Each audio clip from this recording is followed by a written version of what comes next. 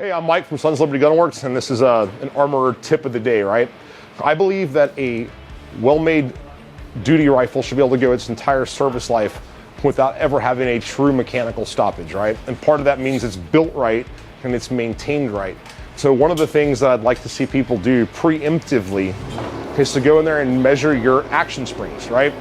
So if you were to boil the entire cycle of operation of a rifle down to 2 steps, it's make a hole and fill it. That's why we focus on extractor springs, ejector, right? That brass has to come out and leave so the next round can feed, and that's how the gun eats. So the extractors and ejectors, that's the make a hole side, right? Your action spring and buffer, that's the fill a hole side of that equation. So one of the things that we see sometimes, and it manifests usually on a full magazine, right? You put a full mag in the gun, you send that bolt home, and that bolt is going sluggish, right? Or it fails to go into battery. That failure to feed, okay, can be caused by a worn action spring. Now, if you don't have a durometer in your garage, hopefully you at least have a measuring tape. A carbine action spring, for it to be in spec, should be somewhere between 10 and 1/16 and 11 1/4 inches. And a rifle spring to be in spec should be between 11 3/4 and 13 1/2 inches.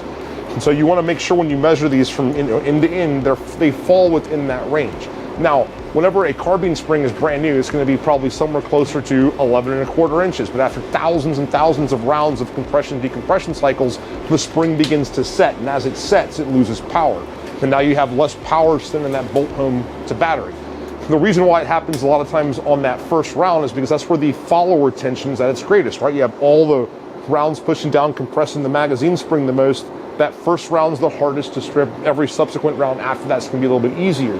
But pay attention to that. Pay attention if you're struggling to get that first round out of the mag, your action spring could be worn.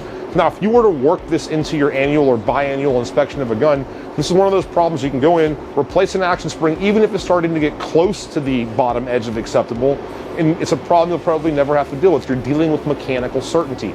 Will your gun work after your action spring has compressed below 10 and 1/16? Yeah, it'll probably work, but like, we're not in the business of probably, right? The fucking thing must work.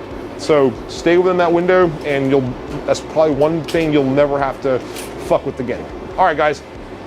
This is Mike. Well, come see us at some of our armorers classes. If we're traveling through your city, come hang out. I think you'll have a good time.